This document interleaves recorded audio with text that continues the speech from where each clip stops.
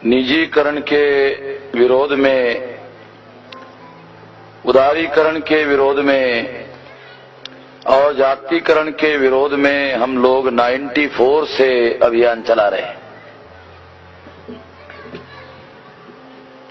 जब 94 में इसके बारे में लोग बात भी समझते नहीं थे कि इसका क्या होगा, तब से हम इसके विरोध में अभियान चला रहे हैं। और हम भी कोई अर्थशास्त्र के विद्यार्थी नहीं है, जैसे यादव जी ने कहा, मगर धक्का खाते खाते हमने भी अर्थशास्त्र को समझने की कोशिश की कि आदमी साला धक्का खाते खाते जरूर अर्थशास्त्र समझ लेता है। तो ये जो निजीकरण है, लिबरलाइजेशन, प्राइवेटाइजेशन, ग्लोबलाइजेशन, ये हमारे आर्थिक समस्याओं को समाधान करने की बजाय आर्थिक समस्याओं को और उग्र करने वाला कार्यक्रम है। ये हमारे लोगों को बेरोजगार बनाने का कार्यक्रम है, बहुजनों को बेरोजगार बनाने का और ब्राह्मणों को रोजगार देने का कार्यक्रम है। ये बहुजनों को बेरोजगार करने का और बनिया को रोजगार देने का कार्यक्रम है। एक बिलो पॉवर्टी लाइन के जो लोग हैं उनको भूखमरी के लाइन पर ढकेलने का कार्यक्रम है। आर्थिक दृष्टि से अगर हम देखते हैं तो हमारा सत्यानाश करने का कार्यक्रम है, हमारे संवैधानिक अधिकार को प्रभाव शून्य बनाने का कार्यक्रम है। ओवरऑल हमारे लोगों पर इसका बहुत बड़े पैमाने पर भयानक परिणाम हो रहा है। सामूहिक आत्मदाह तक हो रहे हमारे लोगों में। अखबारों में सामूहिक आत्मदाह की खबरें आप पढ़ते होंगे, तो ये सारा लिबरलाइजेशन, प्राइवेटाइजेशन, ग्लोबलाइजेशन की वजह से परिणाम हो रहा है। किसान आत्महत्या कर रहे हैं, आप लोगों को लगता होगा कि कर्ज की वजह से कर रहे हैं।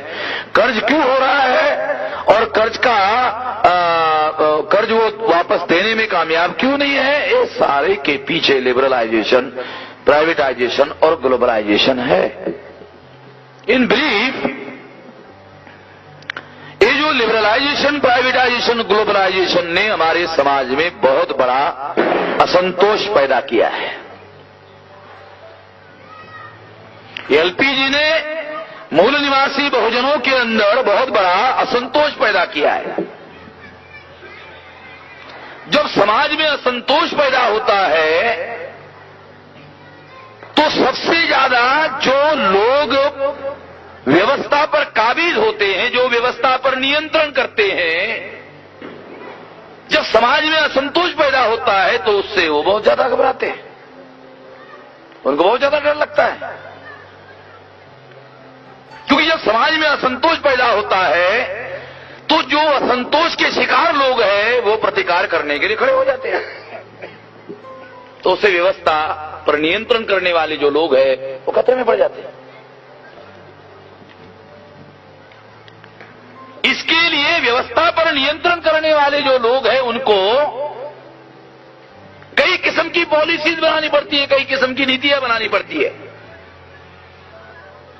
अगर आप लोगों के वेलफेयर करने के लिए बजट नहीं है तो असंतोष और ज्यादा बढ़ जाएगा।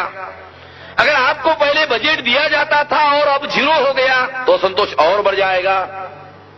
असंतोष जितना बढ़ेगा उससे और ज्यादा खतरा व्यवस्था के लिए पैदा हो जाएगा। इसके लिए उन्होंने कई किस्म के रास्ते निकाले हैं। उसमें से एक रास्ता असंतोष को दबाने का, असंतोष को खत्म करने का एक रास्ता एनजीओ है। आप लोगों को मालूम होना चाहिए, ये एनजीओ जो है ये आपके अंदर जो असंतोष पैदा हुआ है इसको दबाने का एक कैपिटलिस्ट लोगों का एक तरीका है। नॉन गवर्नमेंटल ऑर्गेनाइजेशन जिसके लिए उनको 1 करोड़ रुपया देना पड़ता है तो उनको 10,000 रुपया देने से या 25,000 रुपया देने से उनका काम हो जाता है और पैसे की बचत भी हो जाती है और असंतोष को दबाने के लिए उनके पास एक हथियार भी होता है। तो ऐसे बहुत सारे रास्ते उन्होंने निकाले। द्विदलीय सांसदीय जनतंत्र जो है ये रास्ता भी, बीजेपी जाती है तो कांग्रेस आती है, कांग्रेस जाती है तो बीजेपी आती है। यानी व्यवस्था पर दोनों का काबिज है। अपोजिशन में वो है तो रूलिंग में वो है, रूलिंग में वो है तो अपोजिशन में वो है। तो उनको गारंटी हो गई कि बीजेपी आती है तो भी नीति वही कायम रहेगी और कांग्रेस आती है तो भी नीति कायम रहेगी। इसलिए जिनके अंदर असंतोष है उसके बारे में सोचने की जरूरत नहीं है। ये बहुत बड़ा भयानक परिणाम जो आज के तारीख में द्विदलीय सांसदीय जनतंत्र के माध्यम से शासक जातियों ने योजना बनाकर बीजेपी और कांग्रेस, कांग्रेस और बीजेपी म्यूचुअल अंडरस्टैंडिंग से ये सारा कार्यक्रम चला रही है। अभी इंडिया टुडे में बीजेपी का एक्स प्रेसिडेंट जो साउथ इंडिया का था, वो जो लॉ मिनिस्टर भी था अटल बिहारी के मंत्रिमंडल में, तो वो बीजेपी का प्रेसिडेंट हो गया था वेंकैया नायडू के पहले। तो उसके इंडिया टुडे में इंटरव्यू दिया और इंटरव्यू में उसने क्या कहा कि बीजेपी और कांग्रेस और बीजेपी को राष्ट्र निर्माण करने के लिए मिलजुल कर काम करना चाहिए। मैं तो ये कहता हूं, वो कह रहा है मिलजुल करके काम करना चाहिए, मैं कहता हूं कर रहे भाई, कर रहे, वही कर रहे वो।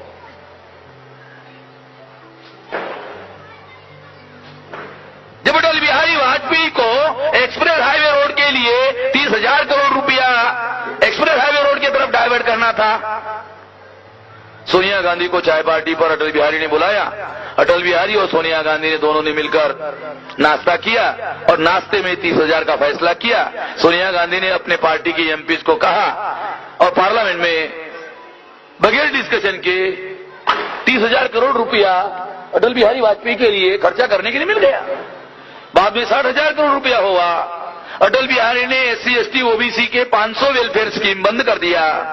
समाज कल्याण मंत्रालय नाम का जो मंत्रालय था, समाज का कल्याण करने वाला जो मंत्रालय था, वो समाज कल्याण के 100% स्कीम बंद कर दिया। कितने लोगों को जानकारी है? समाज कल्याण के 100% स्कीम बंद कर दिया।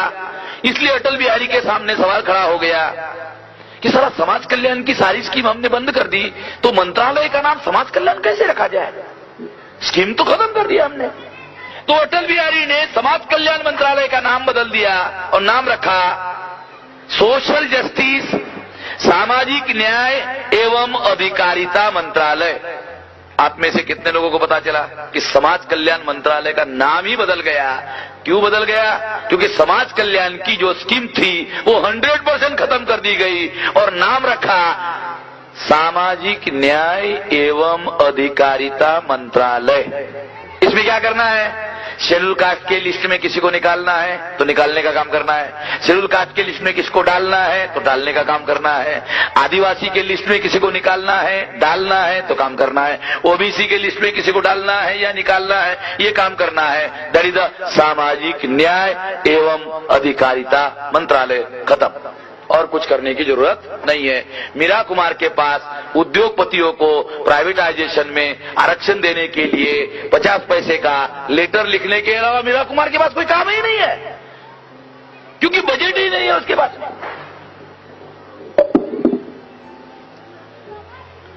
अरे समाज कल्याण की सारी स्कीम बंद कर दी, साला संतोष पैदा नहीं होगा तो क्या होगा?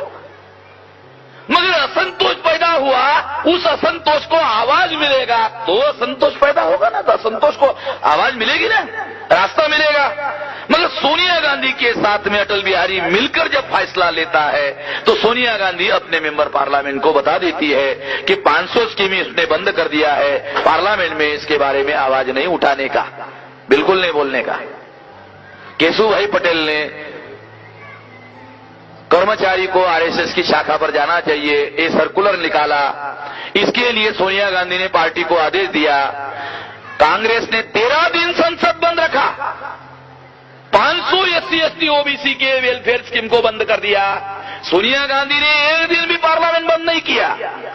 अटल बिहारी ने संविधान के विरोध में जाकर संविधान की समीक्षा करने का कमीशन बिठाया। सोनिया गांधी ने एक दिन भी संसद बंद नहीं किया। मगर सोनिया गांधी ने 13 दिन पार्लियामेंट बंद किया कि साला केशु भाई ने आरएसएस के शाखाओं पर चड्डी पहनकर कर्मचारी को जाने के लिए सर्कुलर निकाला। ये बहुत बड़ा नेशनल इश्यू है। साला क्या का नेशनल इश्यू है? है? अबे चड्डी तो मिलती कम से कम सारे लोगों को, जो चड्डी भी नहीं मिलेगी। कौन सा नेशनल इश्यू है ये?